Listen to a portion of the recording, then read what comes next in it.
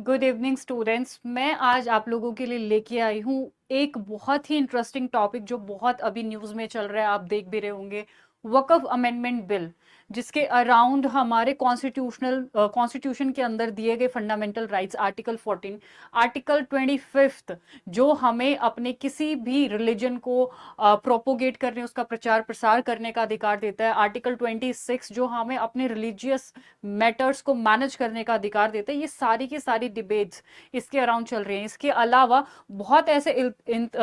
इल्जाम जो है वो लगाए जा रहे हैं सरकार के ऊपर कि ये जो भी मुद्दा है ये कम्युनल वेंडलिज्म को बढ़ावा देगा एंड कम्युनलिज्म को बढ़ावा देगा भारत के अंदर। तो क्या है ये सारी डिबेट, क्या वक्फ अमेंडमेंट बिल है एंड किस तरीके से ये हमारे कॉन्स्टिट्यूशन के इन राइट से रिलेटेड है।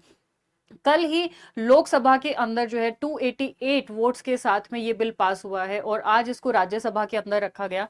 डिसीजन हालांकि देखते हैं कि ये पास होगा या नहीं होगा, या अभी इस पे फिर से स्टे लग जाएगा, क्या डिसीजन आना है वो तो देखने की बात है। बट एज स्टूडेंट्स हम लोगों के लिए जरूरी है कि ये जो डिबेट इतनी चल रही है, असल में ये डिबेट है क्या, क्या ये मुद्दा है, इसको समझ लेना हम लोगों के लिए जरूरी है। पार्लियामेंट के एक हाउस में लोकसभा के अंदर जो है ये पास हो चुका है और अभी राज्यसभा के अंदर पास होना बाकी है। वो तो जब आएगा तब देखेंगे। बट आज की इस वीडियो में आप लोगों को कौन कौन से इंपॉर्टेंट चीजें वक्फ अमेंडमेंट बिल के बारे में समझने की जरूरत है। पहली बात, वक्फ क्या होता है, वक्फ बोर्ड क्या है, और अभी जो अमेंडमेंट बिल लाया गया है उसके अंदर क्या ऐसे मेजर बदलाव है जिससे ये कंट्रोवर्सी एकदम से बढ़ गई है, और क्या कंट्रोवर्सी है। ठीक है, तो इन सारी चीजों पे हम बात करेंगे। पहले बात कर लेते हैं वक्फ क्या होता है।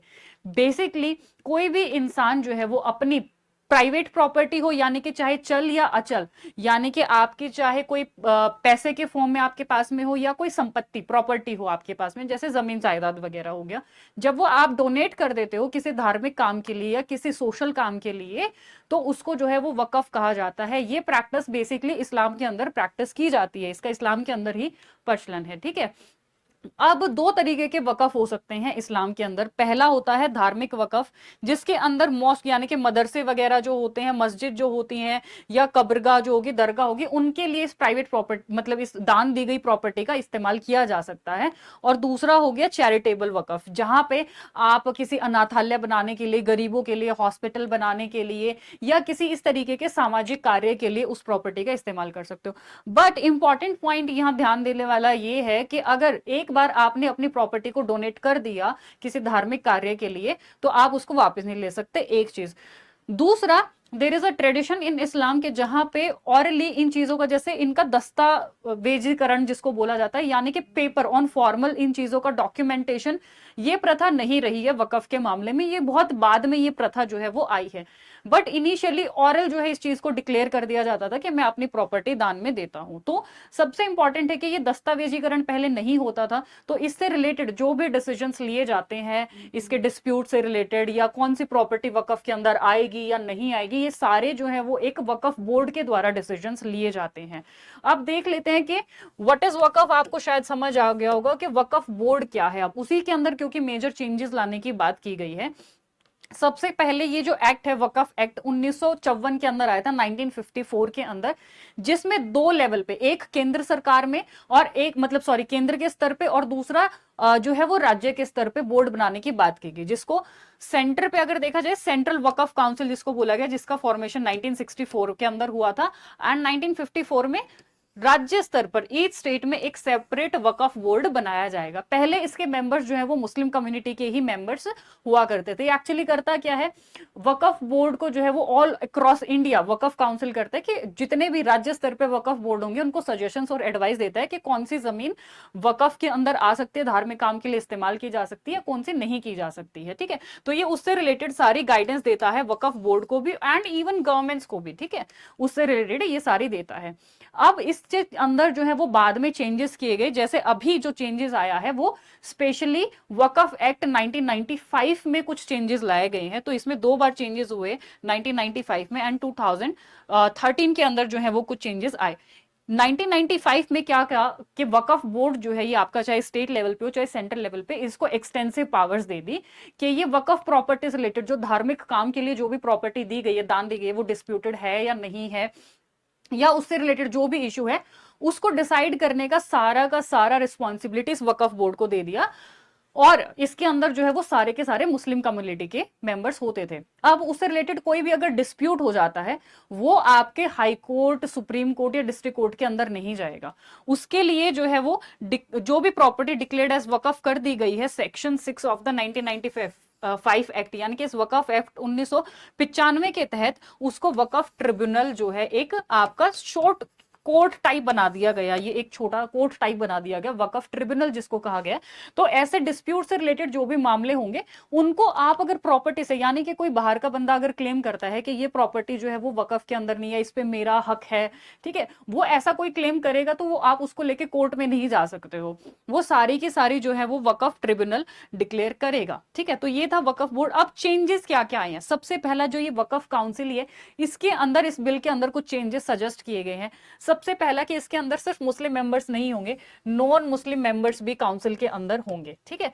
जिसमें 22 मेंबर में से मैक्सिमम 12 मेंबर जो है वो नॉन मुस्लिम हो सकते हैं, यानी कि मुस्लिम्स नहीं जो होंगे वो मेंबर भी इसके अंदर, मैक्सिमम अधिकतम 12 सदस्यों को शामिल किया जा सकता है। अब राज्य स्तर पे स्टेट वक्फ बोर्ड जो है उसमें भी इसी तरीके के कुछ चेंजेस किए गए हैं कि इसके अंदर 2 नॉन मुस्लिम मेंबर्स, 2 जो है ऐसे जो कि मुस्लिम नहीं होंगे, उन मेंबर्स को शामिल किया जा सकता है।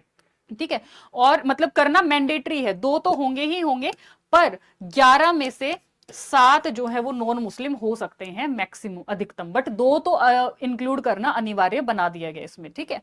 और क्या चेंजेस किए गए हैं, ट्रिब्यूनल जो है, ये जो कोर्ट है जो इन डिस्प्यूट की इंक्वायरी करता है, उसमें पहले मुस्लिम मेंबर्स ही होते थे और उन रिलीजियस जो भी मेंबर्स होते थे उनका होल्ड होता था। बट इस ट्रिब्यूनल के स्ट्रक्चर में भी कुछ चेंजेस इंट्रोड्यूस करने की बात इस अमेंडमेंट बिल के अंदर की गई है कि इसमें पहले तो बोला गया था कि डिस्ट्रिक्ट जज होगा। ठीक है,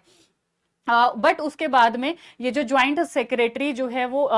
इसके officer of joint secretary rank, उसके बराबर जो भी मेंबर होगा इसको इंक्लूड करने की बात की गई, जिस कमेटी को ये सारा अमेंडमेंट बिल स्क्रूटनी के लिए दिया गया था। उस कमेटी ने जो है ये सजेशन दिया है कि चलो डिस्ट्रिक्ट जज ना सही, ज्वाइंट सेक्रेटरी के बराबर का कोई भी मेंबर जो है वो ये डिस्प्यूट जो भी रिलेटेड होंगे वकफ प्रॉपर्टी से उसको उसमें शामिल किया जा सकता है। ठीक है, एक तो हो गया स्ट्रक्चर से कि स्टेट वकफ बोर्ड ट्रिब्यूनल के अंदर और जो है वो सेंट्रल काउंसिल के अंदर, वकफ काउंसिल के अंदर इसके स्ट्रक्चर में मेजर चेंजेस किए जाएंगे। ठीक है,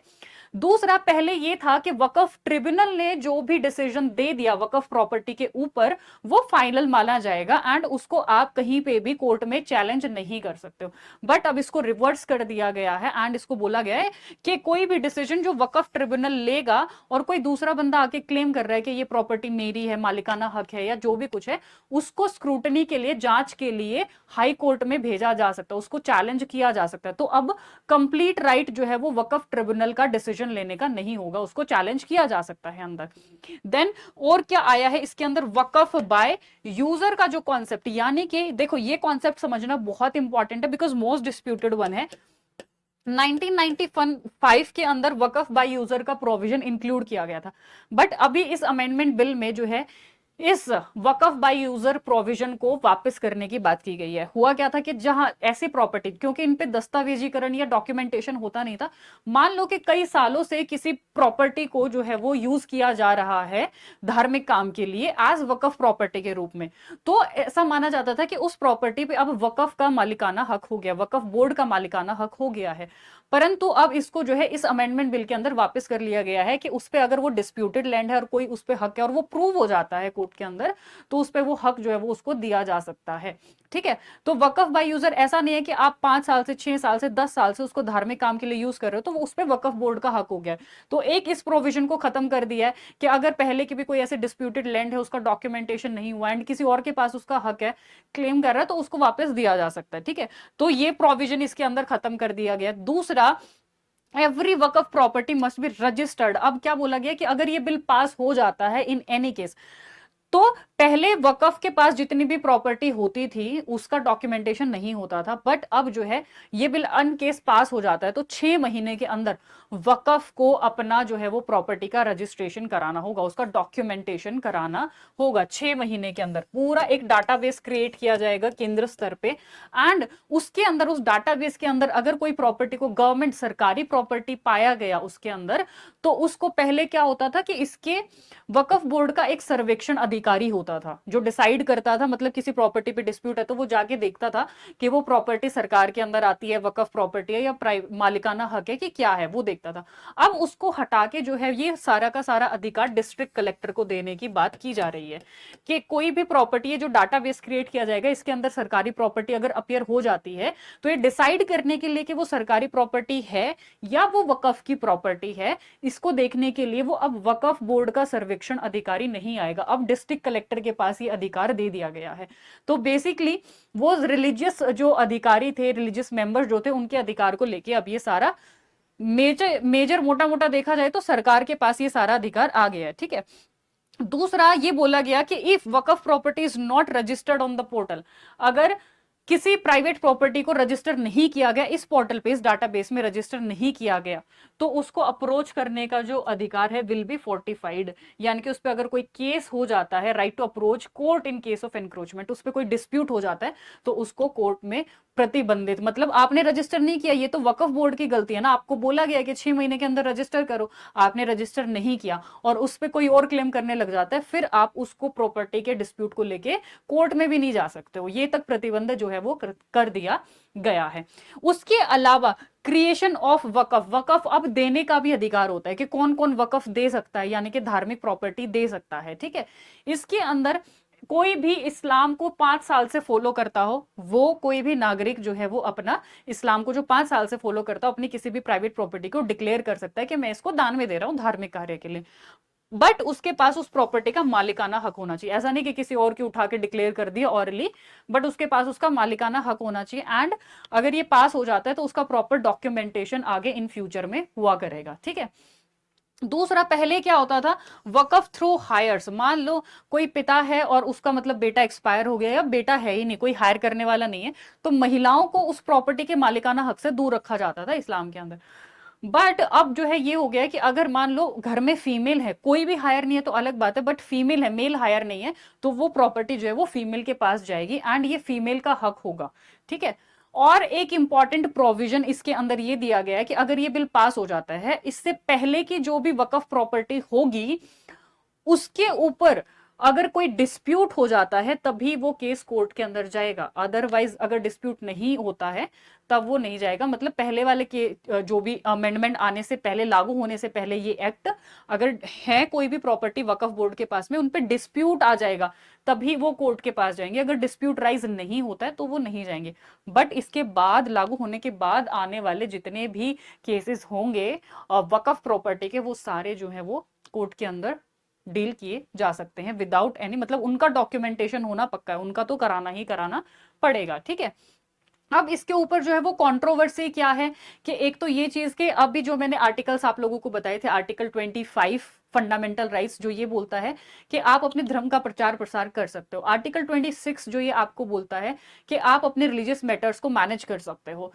तो कांग्रेस की तरफ से जो विपक्ष में और भी पार्टियां हैं जो इस बिल का विरोध कर रहे हैं, ऑलमोस्ट 232 के आसपास जो है वो वोट्स अगेंस्ट में आए थे, तो वो सारी की पार्टियां और जो मुस्लिम कम्युनिटी है जहां पे भी जो आपके प्रोटेस्ट हो रहे हैं, इस चीज को लेकर आवाज उठाई जा रही है, मेन मुद्दा उनका यही है कि ये हमारे इन फंडामेंटल राइट्स को, एक जो आपका राइट टू इक्वालिटी है 14, उन अधिकारों का ये अमेंडमेंट बिल अगर पास हो जाता है तो उनका ये हनन करता है। ठीक है, ये किसी भी रिलीजियस कम्युनिटी के इंटरनल मैटर्स में हस्तक्षेप है। और जबकि गवर्नमेंट ये बोल रही है कि अगर हमने इसको अमेंडमेंट बिल पास होने के लिए किसी के रिलीजियस मैटर्स को जो है वो मतलब हानि पहुंचाना इसका मुख्य मुद्दा नहीं है, जैसे किरण रिजिजू जी का स्टेटमेंट है ये कि इसका मुख्य मोटिव ये नहीं है कि हम किसी के रिलीजियस मैटर्स को हानि पहुंचाइए, उसमें इंटरफेरेंस करें, बल्कि इसको स्मूथ बनाने के लिए, इसको और ट्रांसपेरेंट करने के लिए और अच्छे से जो है वो इसको मैनेज करने के लिए सारे के सारे बिल अमेंडमेंट्स जो है इसके अंदर इंट्रोड्यूस किए गए हैं। अब आप लोग जो है वो मुझे बताइए